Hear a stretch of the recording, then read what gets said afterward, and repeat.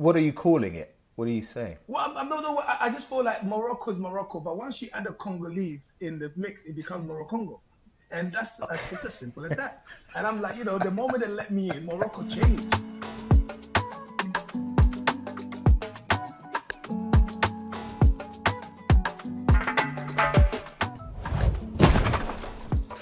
Hello, I am David Jesse, aka DG.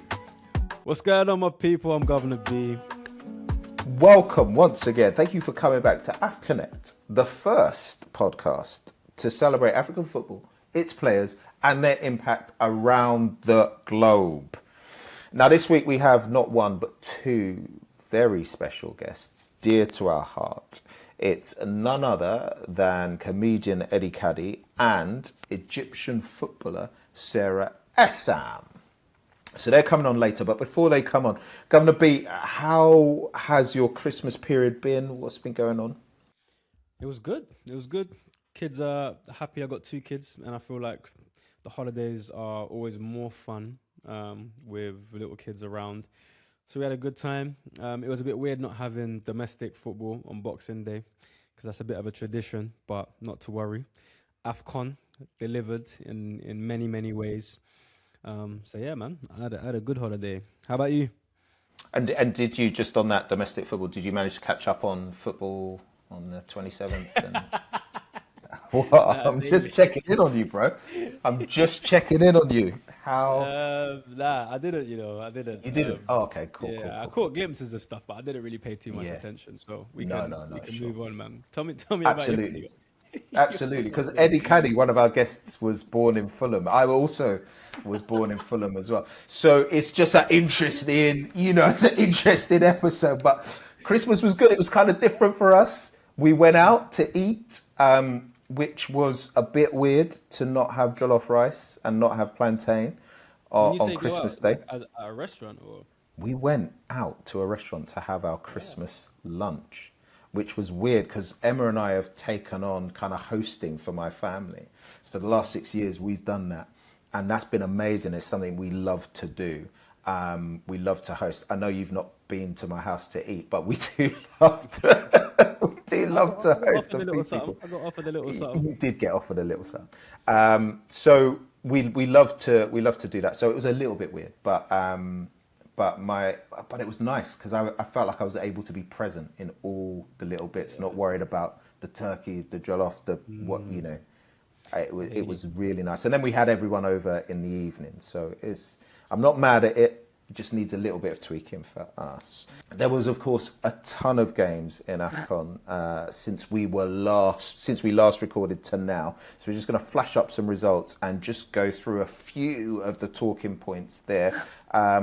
Now, Senegal held to a draw by Congo after they thumped Botswana 3-0. And I thought that first result was a real statement, but held to a draw by Congo. I'm sure Eddie Kadi is very happy about that. We'll have to wait and see to what match day 3 to see if they advance. We'll have to wait now. They'll have to wait now until match day 3 to see if they advance. Crazy. Certain times, man. Unpredictable results so far. But it's been a good tournament. Nigeria edged Tunisia. Osherman Lookman on the score sheet there, putting in some big performances.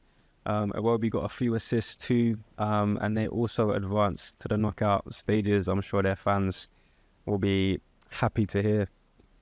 Very, very good. And they look really strong. I know it was edgy towards the end of that last game with Tunisia. It finished 3-2 after them being 3-0 up, didn't it? But yeah, very good. And then one of the games that we had to predict about was Morocco versus Mali, which a draw there, which is really interesting, And big up Mali for getting a draw against the host 100%. Nation.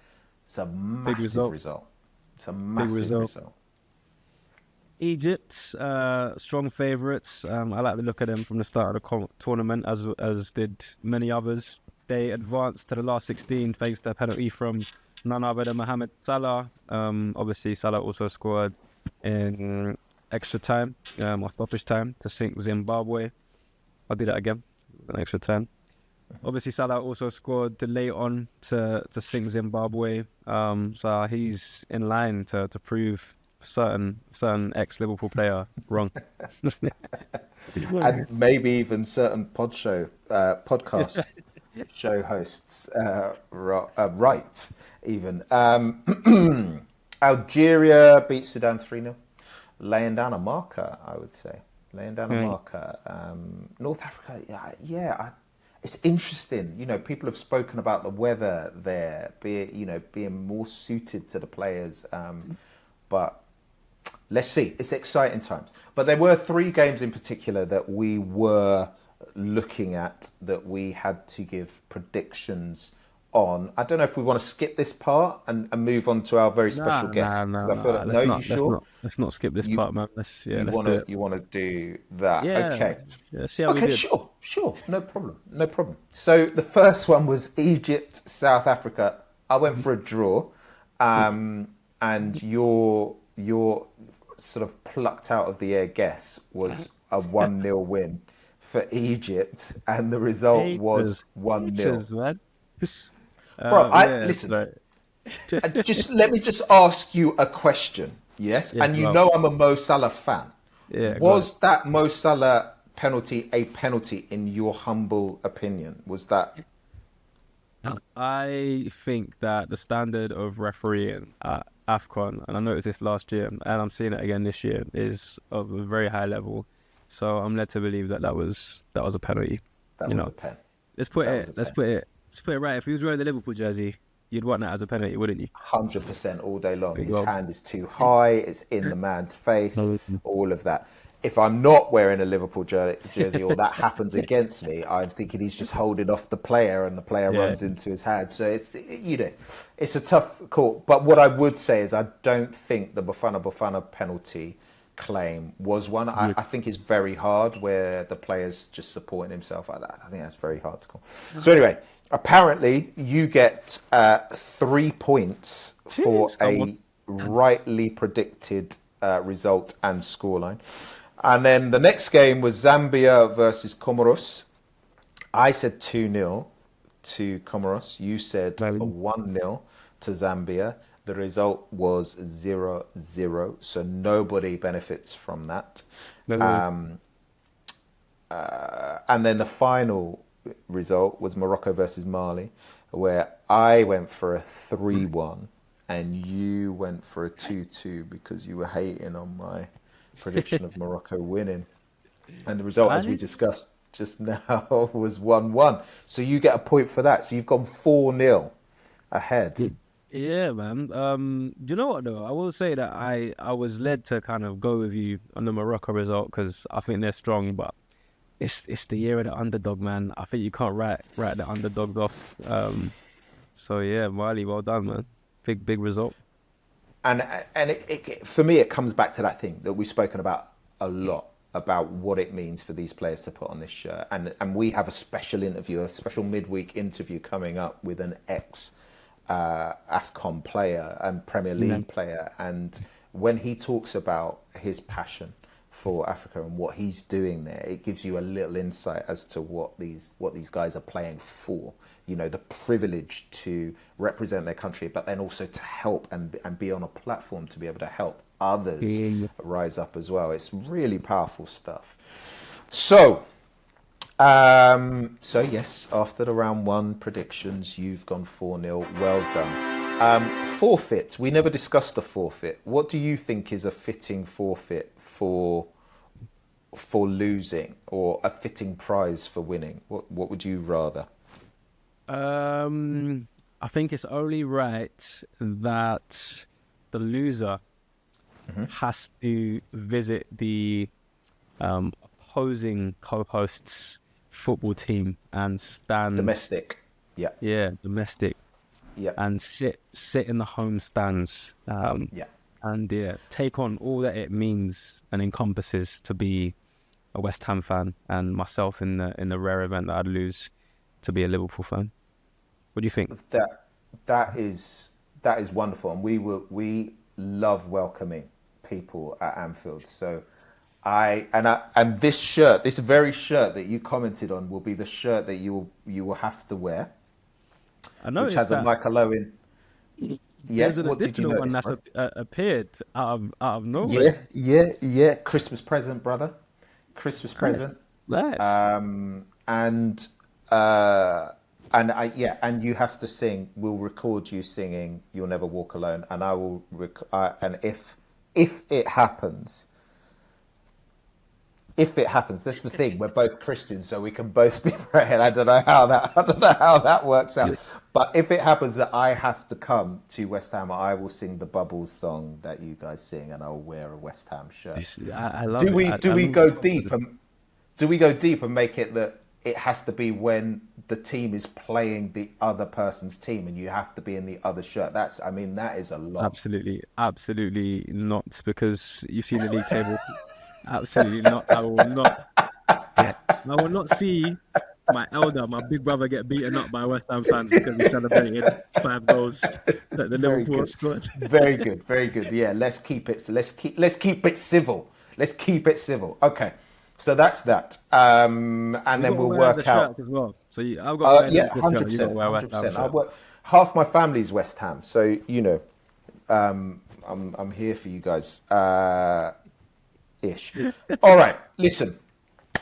I feel like we should break because we have exceptional guests coming up. So we're going to have a little break, and then when we come back, we are going to be speaking to comedian Eddie Kadi and Egyptian international football player Sarah Essam. Don't go anywhere. Don't go anywhere. Welcome back to AFCONnect. And I'm so excited about our guests this week. Our very special guests this week are none other than Get Me Out of Here, fresh from the jungle, Eddie Kadi, and none other than our first Egyptian Arab female footballer to play in Europe, Sarah Essam. Welcome to the show, people. Hi, people. How are you? So well. It's exciting to see you. I'm going to, if I may, I'm going to break tradition and come to you first, Eddie, with a question, because I know you're our guy out there on the ground right now. Yeah. And I know that you're having some mispronunciation issues with the word Morocco. I saw on your Instagram. No, it's not a mispronunciation. It is. Yeah. What are you calling it? What are you saying? Well, I just feel like Morocco is Morocco, but once you add a Congolese in the mix, it becomes Morocco. And it's as simple as that. And I'm like, the moment they let me in, Morocco changed. I seasoned it with some Congo swag, so it is Morocco. Are you understanding me? Yeah. It's no longer Habibi, it's Hewo. So, the things, we just have to spice things up a little bit. One Africa, man. One Africa day. Thank you. And the vibe out there, that's an interesting thing, because what I'm seeing is a lot of love, a lot of unity, a lot of blending of different countries out there, different cultures out there, and celebration. Tell us a little bit about that. What is the vibe that you're getting out there? Do you know what, like, just to give you context, the last AFCON was in Ivory Coast, a country I've never visited, but I felt like I visited it with the visibility of the country. It was a real showcase of what Africa really looks like when we're all happy together, celebrating one thing. And I was so annoyed that I missed it. And I promised myself, regardless, even if I left the jungle in time, I'm going straight to the desert. I'm going to do it. I'm going to go to Morocco. And landing it has reminded me why our continent is so unique. We are so alike, but so diverse at the same time. 54 countries in one land is a beautiful gift. And you can see by the way people talk, by the way they dress, by the way they dance in the streets. Like, I went to the Senegal versus Congo game yesterday in Tangier. And as much as we now developed this big rivalry, the fans were just happy to see each other. We were using our flags as our swords. We're really at war. But the music is playing in the background, and the Moroccans are so welcoming. They're so happy for us to all be here, and they really made it comfortable. And this is the place to be right now. Just to interject, I know about the attitudes towards African football sometimes. When Eddie talks about leaving the jungle, he's not talking about a literal jungle. He's talking about the fact that he was on a I'm a celebrity. Get me out of here. Just to be clear. Yeah, just in case they think I left Congo and then went. Yeah, I mean, to be fair, Governor, it was a literal jungle in Australia. To be fair, and now I'm now in a place where actually at this time of the year as well, you think it'll be blazing hot in Morocco. No, it's actually it's raining and it's cold. Actually, this is the toughest time to be out here, but it's just being infiltrated by the joy of this tournament. Amazing. Thank you for that, Sarah. As an Egyptian international who has also been a pundit for the BBC on AFCON, like the insight you're going to bring to us is, I would argue, so unique. You're probably the only person on earth that could bring this to us. Before we get into the competition at large, how are you feeling about how Egypt are doing in the competition? Obviously, we saw Mohamed Salah score what turned out to be the winning goal against, who were they playing again? Yesterday. Yeah, yesterday. South Africa. South Africa, of course, Bafana. And so, how do you rate how the team are doing so far, and how far do you expect them to get in this competition? Okay, so like everybody knows that we are the favorites. Okay, let's be clear. Everyone. Yeah, sorry, I have to say it. We won it 7 times. We won it just 7 started. times without Mo Salah. Okay. Yeah, I love it. Yeah. Now we have Mo Salah. We have the Man City star Omar Yes. Marmoush. So I'm saying it in a humble way. Yeah. We have a big chance this version, and also like we played like in the first 2 games we faced challenges that were so unexpected, and our manager dealt with it in a really good way. For example, when the red card at the end of the first half against South Africa, and also the first game against Zimbabwe to concede at the beginning of the game was a big shock for us, because of course, due to the FIFA rankings, of course, Zimbabwe is a very respected team, and it was a tough challenge at the beginning. But again, we didn't imagine that we conceded at the beginning, and we won at the last second. So I think like this character that we're showing in the first 2 games is giving a lot of positive signs that we're on the right track. It's not comfortable wins. So when it's not comfortable, you learn a lot of lessons. We also played Nigeria friendly before the tournament starts. So yeah, as I said, like from my opinion as a player, when you have a manager that you grew up is a role model for you, like the legend Hussam Hassan, he scored even more goals than Mo Salah as a player in this tournament. Yeah, so it's massive. Like he's a very well experienced coach. He knows how to deal with the players in the psychological side, and how to deal with the stars and even the young players in the national team. So for me, I was very optimistic. The whole population of Egypt, 120 million, were happy that Hussam Hassan finally having the chance to be a manager. So yeah, let's say like football is cruel. Nothing is 100%. A lot of other teams are doing really well. But I'm optimistic. Like now, I think we're at the top of our table, and this is what we wanted. Angola is tomorrow. We're gonna play. I think he's gonna put new faces, like he mentioned, because he needs fresh legs. He needs everybody to be ready, and he doesn't have a 1-star. Like, of course, we have Mohamed Salah, one of the best players in the world, but again, you saw him getting subbed. You saw Omar Marmoush getting subbed after the red card.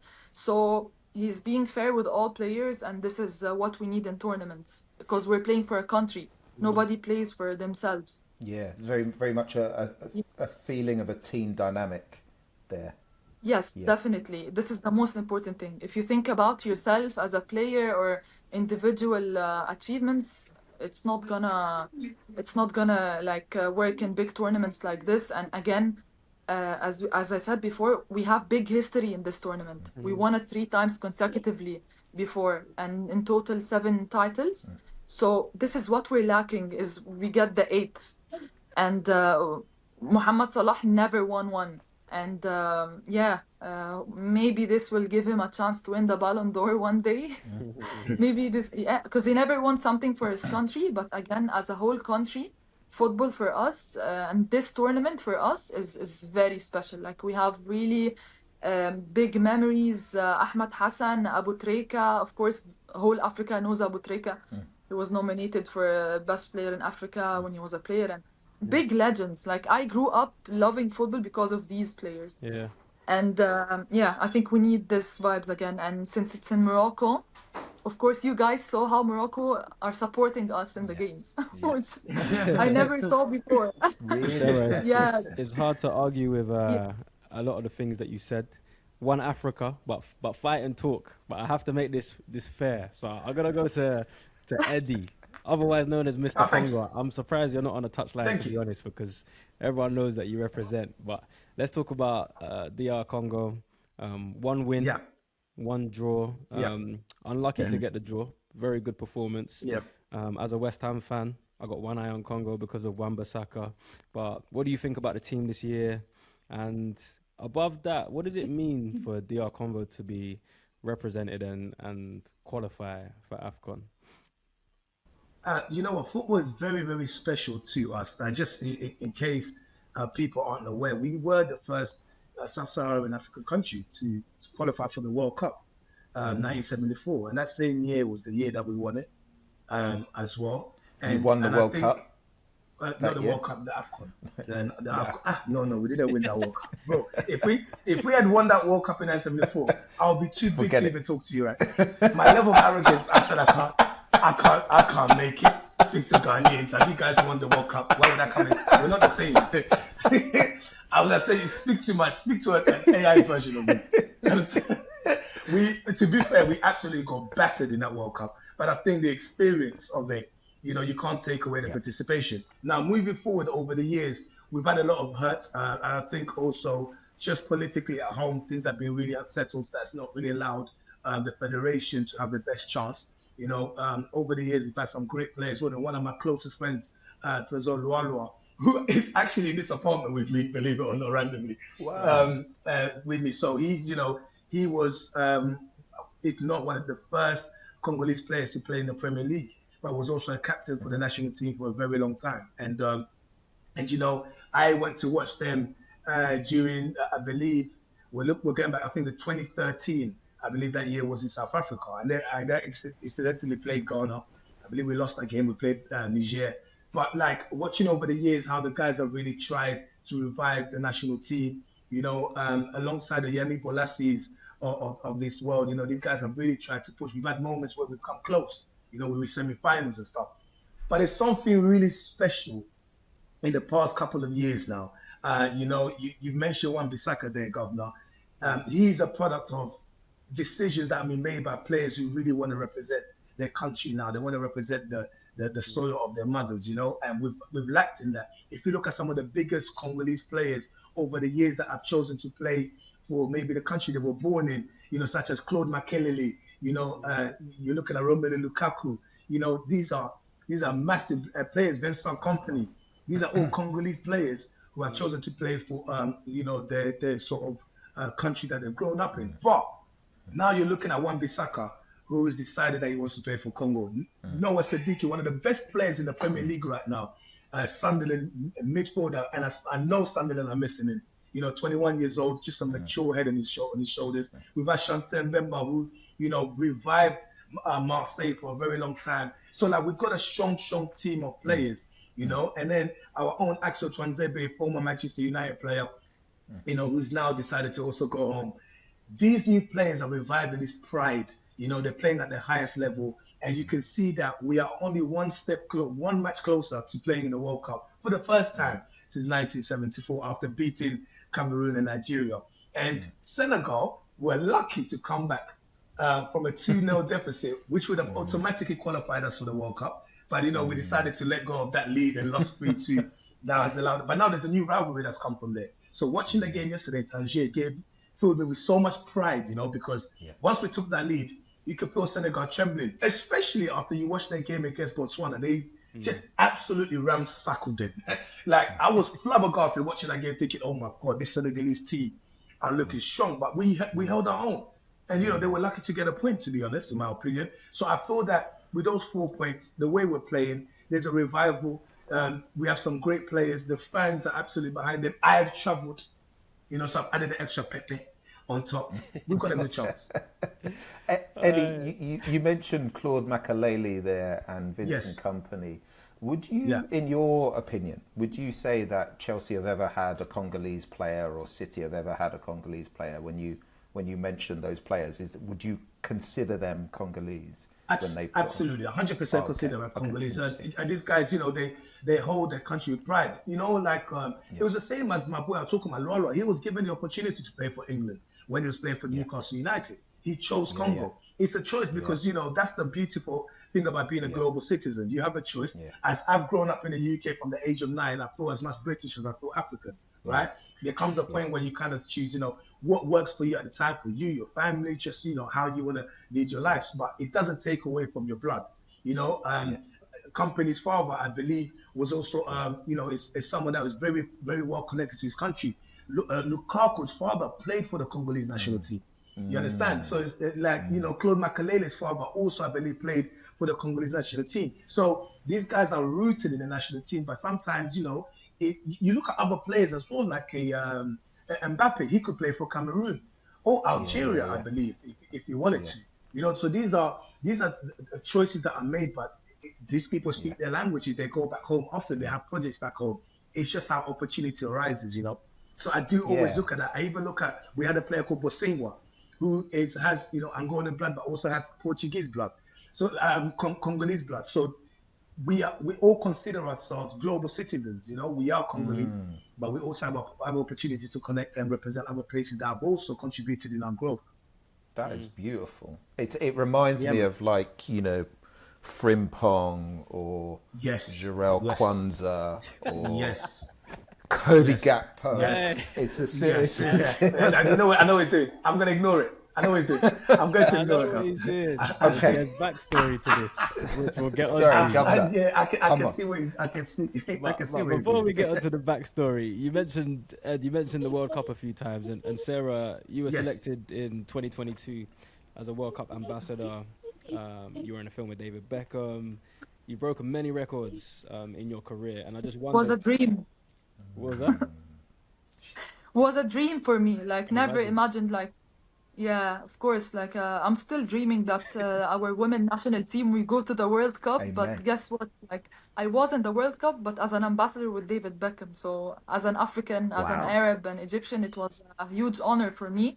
And like meeting a lot of legends, Yaya Toure and like many African and other legends there, like was massive thing for me. And we qualified, the men qualified for the World Cup, for this World Cup. So hopefully, fingers crossed, we don't do like we did in Russia. It was a disaster. We weren't ready.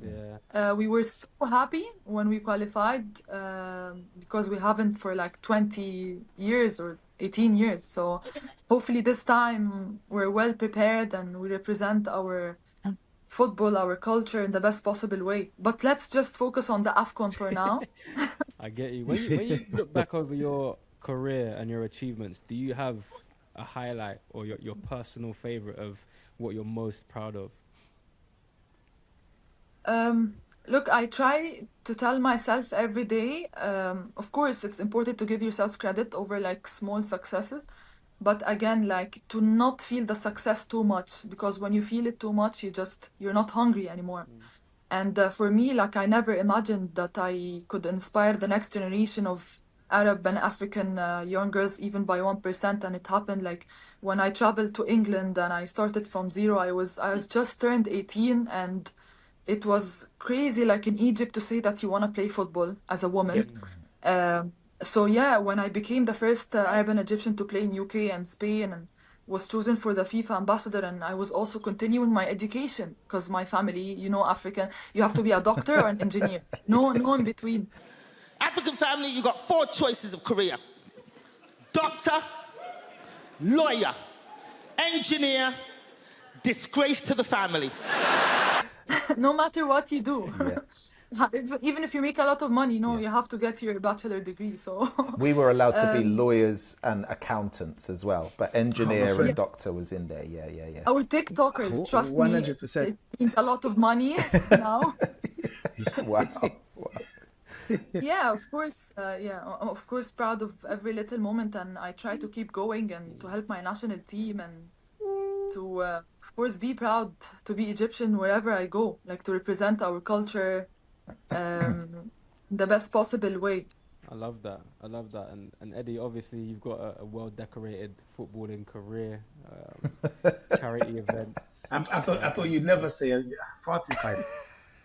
If you Yeah, could I won the compare under yourself 14 to- five-a-side in Fulham. Very if you could good. compare yourself to any player, you know, that you model your game on, who would you pick? For me, it's Michael Essien. I'm a box to box. I'm an engine. You. David. You. Who would you select, David? You know, I've heard you've got a bit about you. You know what I mean, you're decent. Me, I always feel it's not for me to say, but what has been spoken about me, I can only quote what has been spoken about me. And towards the end of my career, I played towards the back, and they said I was a mix of Rio Ferdinand and Ashley Cole, for those that Goodness know. gracious me. So but that's what was said about me. You know, for me, I let A the mix of people Real speak. Ferdinand and Ashley Cole. Yeah, After yeah, retirement. yeah. Yeah. Listen, I'll be honest with you. Go on, Yeah, Eddie. go on, D. Sorry. Go on.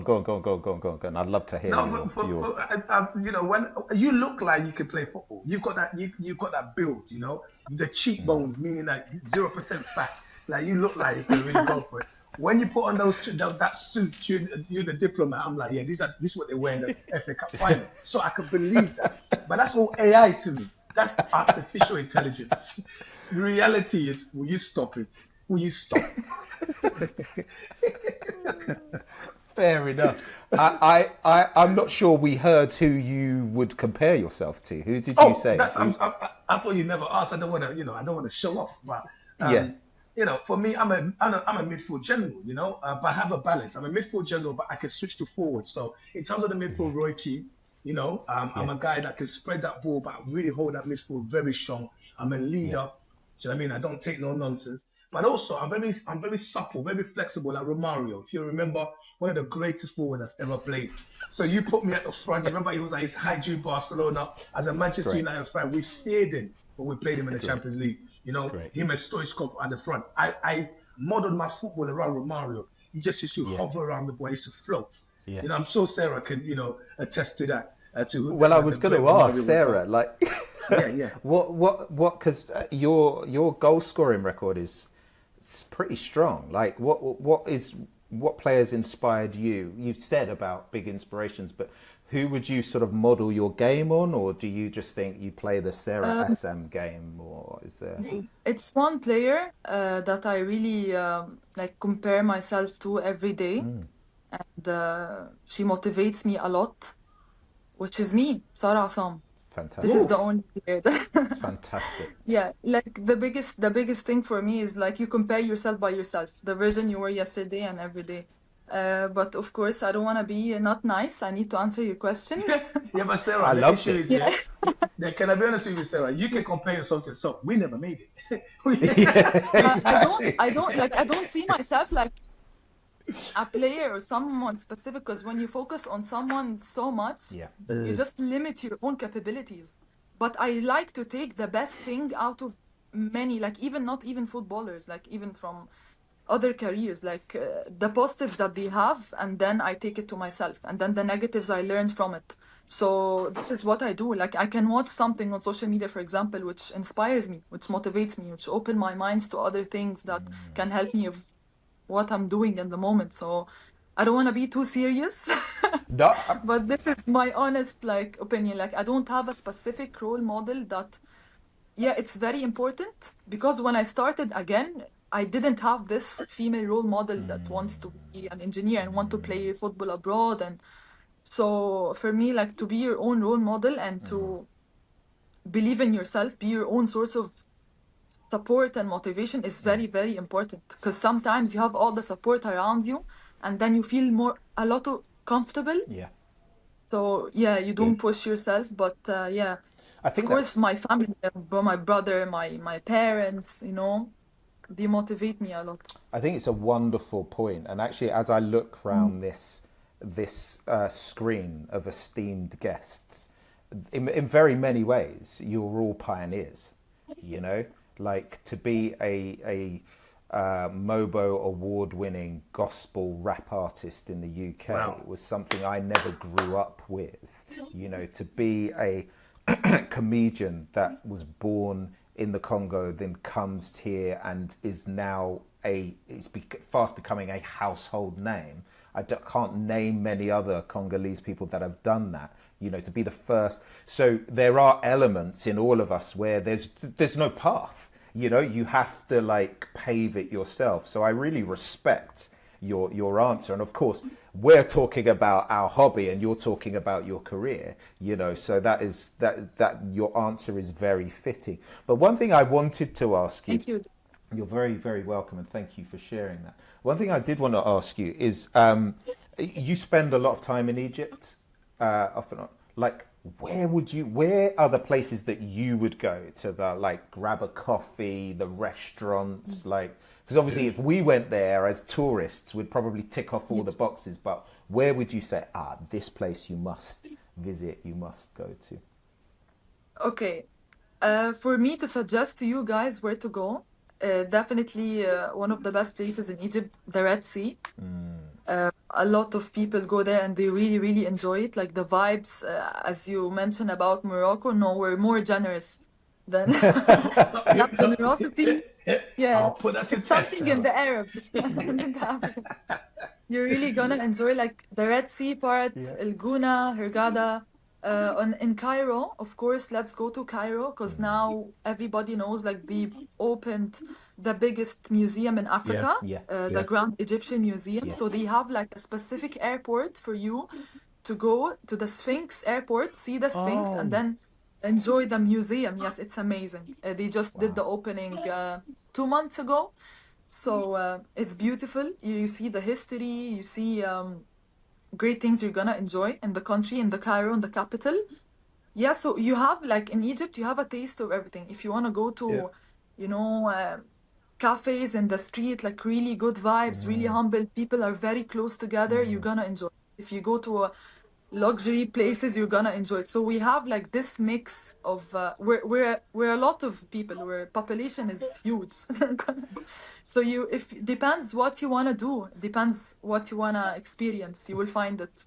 That is wonderful, and I mean that description of that that culture and that beauty. Like, what was that like for you to go from that to Derby? You know, from that to play football in Hull. You know, a rainy Wednesday night. What's the what is that transition like? It's big. You know, my first step was Stoke City. So going to Stoke-on-Trent. Yes, Crazy. imagine that it was, I think in that year, it was 2017 in June, and they said like it's the most cold year in England, you know. For me, it was crazy. Yeah, I used to wear a lot of layers, and you know, the culture was different. Like even the English, I didn't understand a lot of the English. I I don't was know. about to say, it's a I'm foreign sorry to land, my say darling. this. It's a foreign land. So I learned a lot of new words, like you know, a lot of football words, a lot of slang words, and I was like, I went to school in Egypt that was teaching English, but I don't understand. Like, What can I'm you sorry. remember one of the We don't learn phrases you English learned? here, do we? The football, like gaffer, yeah, like also the captain, the team captain, like you know, there's Skipper. different words in football. Skipper. Skipper, yeah. Like I thought when they said skipper, like someone like they're making fun of, like they skip the ball, like they It was embarrassing. Yeah. But yeah, it's good to learn the football language and the culture. And again, like when you have inner motives, you overcome anything. Like again, Wow. it was an honor for me. And it's still an honor for me to be in this country, to try and stay consistent throughout the years. I went to Spain to play professional football in Albacete, and I came back here again. So yeah, I'm trying as much as I can. Like if I can play in a more challenging environment, I think it will benefit me more. Yeah. And maybe we get comfortable next after a few years in Saudi Arabia or something. Yeah. So yeah, Yes. they opened just to mention Saudi because first time they have like now professional league for women. Oh wow. And the yes, we see like players that won the World Cup, females, and they now play in Saudi. So like it's really good to see them progressing on the women's sport. Incredible. And Wow. yeah, as well as Egypt, we have Al Ahli, Al Zamalek. We're Africans, so we know what's Al Ahli and Zamalek is in Africa, like biggest two clubs. Yep. Sorry if anybody has another opinion. But I mean, can I, Sarah, I have to say, Tipe Mazembe from Congo, Champions League winners a few times. I just want to throw that in there. oh But yeah, yeah, I Mazembe, can't argue. big team. I Massive know. team. Massive. Yes, very scary. Yeah, it's always very challenging when we play against them. Thank you so Thank you. much for sharing, Sarah. It's so good to hear Thank you. your vantage point and where you're coming from and how you view things. I wanted to chuck out a question to both of you. We'll start with Eddie. Both of you have been representing your countries from way back, and not just your countries, but Africa. Sorry, that's my daughter. I loved seeing Ezra as well in the shot. I was gonna say you've It's been representing important. for ages. Even Eddie, like in Ghana, you're more Ghanaian than me. You know a lot about Africa. You've been repping from day one. African culture is massively received now, from the music to the football to the fashion. As it grows, how do you envisage that we keep the purity and the right motives at its core? Because when things get massive, it tends to get diluted. It can become mainstream. Yeah. How do we protect the beauty of Africa and what it has to offer? I think it's important to acknowledge that African culture hasn't grown. It's never needed to grow. It's been the size that it's been, even more so. I think social media now has allowed people who were ignorant to it to have access to it, and they have the privilege to have access to it. But as Sarah's talking about them opening the airport in the Sphinx, which is crazy, right? But we're talking about the history of Africa here that spans thousands of years, and understand that for people to be able to build the pyramids, not just in Egypt, but the other side of Sudan, and that requires some phenomenal human beings. People are very much aware of what Africa had over the years in terms of our culture. When we talk about the use of term world music for a very long time to represent African music in some of the global stages, but actually our sound has inspired a lot of the music that a lot of artists, have admitted this for centuries. So I think this is not even about, how the culture has grown. It's about now that our children who are growing up to understand that it's always been there, but they have more access to it on a global scale. Because if you go to Africa, people aren't aware that people don't know about the culture. Like, they celebrate it because it's our own. People mind their business, but on the outside looking in, because they didn't have that access to that information, it kind of felt like we were in a different space. So for us, it is now understand that we have access to the pride that we didn't know we had. I've grown up in the UK being proud of being Congolese because I was aware of my country. Like, nobody can talk to me about, having the second largest rainforest in the world. The Congo River is the deepest river in the world. And these facts, when you go across the continent, you talk about the Gold Coast in Ghana, there's a reason why it's called the Gold Coast.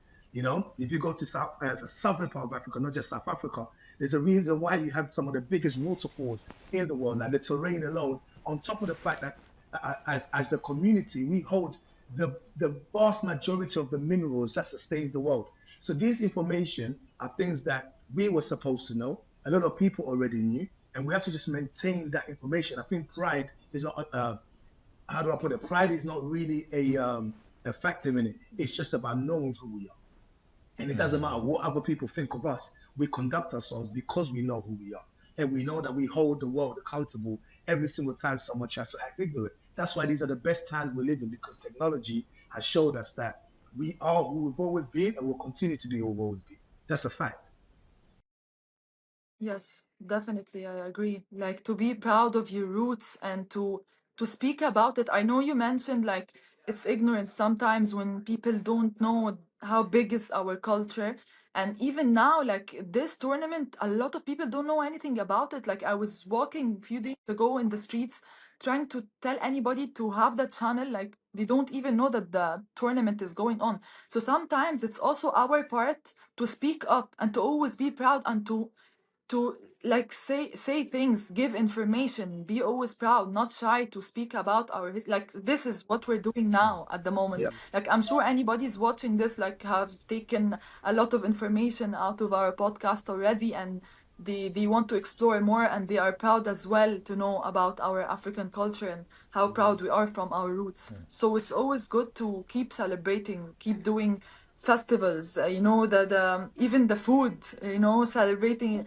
A lot of people don't know about the African food, and when they know about it, oh my God, they like they love knowing more about the every country and the history and our football and even the languages, different languages we speak. So again, it's down to us to not shy from always Yeah. speaking about like who you are and where you're coming from, even if you live abroad or lived abroad for a while. It's always nice to not change and to stick to your roots and to express it in the best possible way. Guys, once again, we could talk to you guys forever. Thank you so much for your knowledge, your passion, your good vibes, your good times. Like, we've been so honored to have you on with us. Thank you so much for joining us. Thank you, guys. And we wish Ghana was here with us too, but such is life. That's sarcasm, bro. I can tell that's sarcasm. If Egypt beat DR Congo in the final, I hope they thrash let me you, tell you bro. something. Yeah, but that will be for me and Sarah to discuss. You ain't gonna be in this conversation, so it's above your pay grade. My predictions are Morocco versus Egypt in the final. Yeah. My Sarah, prediction. you guys will meet each other in the semis, and then we'll be done with that. We'll see you in the final. So officially, thank you so much for joining us, Sarah, Eddie. You've Thank you, been David. heroes, like seriously. Thank you so much. We're going to take a quick break. Stick with us, and then we'll come back with Guvna B and my predictions for the next round of games. Peace. Welcome back, everyone. Guvna B, how about those guests? Unreal, man. Unreal. And just to see what being African, involving it in your work, representing the continent, means for them, and how much inspiration it's given other people. It's great to hear. It's great to hear. It's inspiring. I mean, really, really inspiring. Phenomenal. Phenomenal. I'm so pleased. I feel so privileged to be involved in these conversations, So, and it's great to be doing it with you. Speaking of doing things together, we need to make some predictions for some upcoming games, and I'm playing catch up here. So the games that we're looking at, the first one is Equatorial Guinea versus Algeria. The second one is Sudan versus Burkina Faso.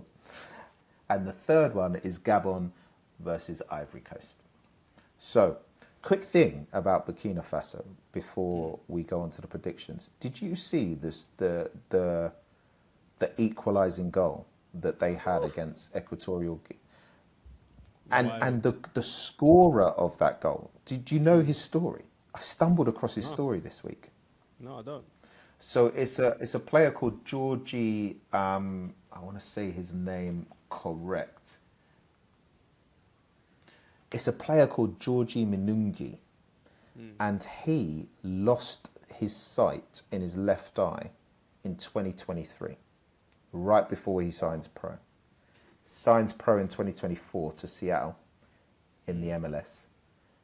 Answers the call up to Burkina Faso in late 2024, late 2024, plays his first game in 2025, and then comes off the bench to score the equaliser that then inspires them to the win.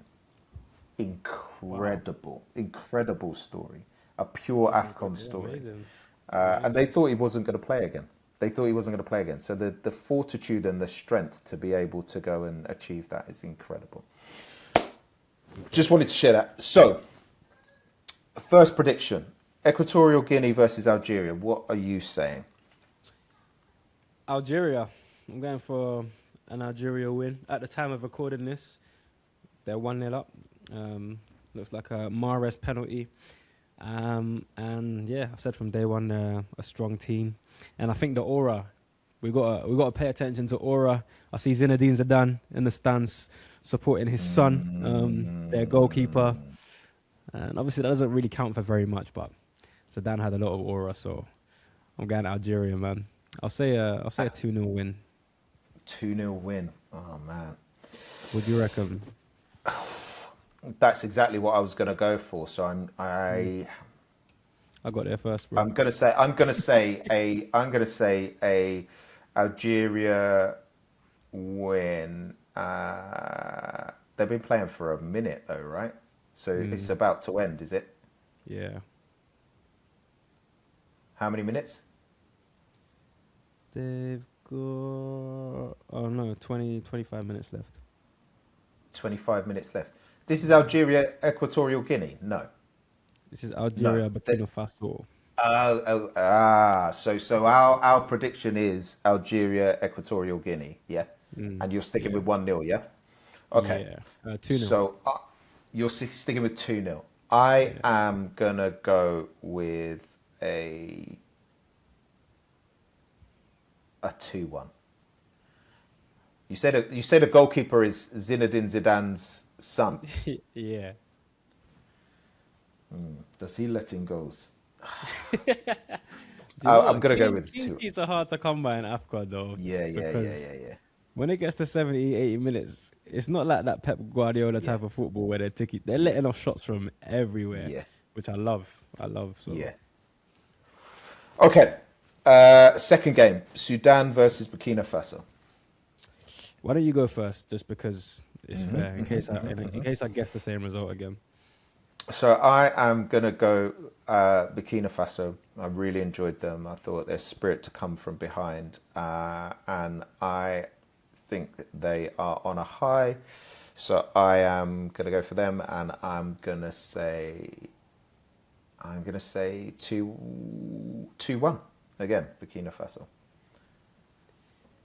Nice. I think I'm going to go Sudan, Okay. I know they lost their first game, but I just want to back the underdog. The underdog. Yeah, it's just I have a heart for the underdog, and they've won their second game. It's great past Equatorial Guinea, and they have a lot to play for. And I think it's nice when you get one loss and one defeat, because for that final group game, you're giving it all, So yeah, I'm gonna back Sudan. Burkina Faso. This is great podcast chat. And the final one is someone else doing it. Do you have to write it down, David? Okay, someone else will do it. Thank you. And then the final one, Gabon versus Ivory Coast. Remember, you wanted to back the underdog. I just want to say that before you do your predictions. Nah, I can't, man. This game, Ivory Coast are just too good of a tournament team. Yeah. Very strong squad. Although Gabon, Mozambique, they were close. They narrowly missed out. Aubameyang was firing. Aubameyang. But yeah, I just think Ivory Coast are too strong, man. So I'm gonna go for a big result though, just to push it out there. We haven't had a thrashing yet, so I'm gonna go 5-1 Ivory Coast. Wow. Wow. 5-1. Okay. I too am going to go with Ivory Coast, but I'm not going to go so big because I need points, because points mean prizes, and there's a lot riding on this right now. I think it will be a big win. I think 3-1 is still a big win. So I'm going to go 3-1 Ivory Coast. Those are our predictions. May we both be blessed with some good fortune there. Amen, no. Okay. Amen. Okay, so my brother, another great episode. We've done 2 down, plus a little bonus. Let's do it again. Let's do it again. But for now, you want to read us out? Absolutely. And I just want to make clear to everyone on social media that I definitely respect my elders. I know there was a lot of doubt based on a clip that's been going around. There's been a lot of questioning about that, yeah. But I respect David, that is my brother. It was just a question I asked. That's all I asked. It was a question. It was a question. Yes. But I The respect tone, you. just the tone. I often think the tones of questions are... Hey, if you want to know what we're talking about, follow us on Instagram. Check out the clips. But until the next episode, this is AFCONnect. It's a Hatch Wednesday production. Executive producers are me, Guvna B, David Jesse, Emma Jesse, Timothy Fonara, Robert Douglas, and Glenn Funnel. The music is written by me, Guvna B, and our editors for this episode are Robert Douglas and Glenn Funnel. We're distributed by our friends at Buzzsprout and on YouTube. Your support genuinely means everything to us, so don't forget to like, share, and subscribe to AFCONnect on YouTube or wherever you get your podcasts. See you next week. Peace and love.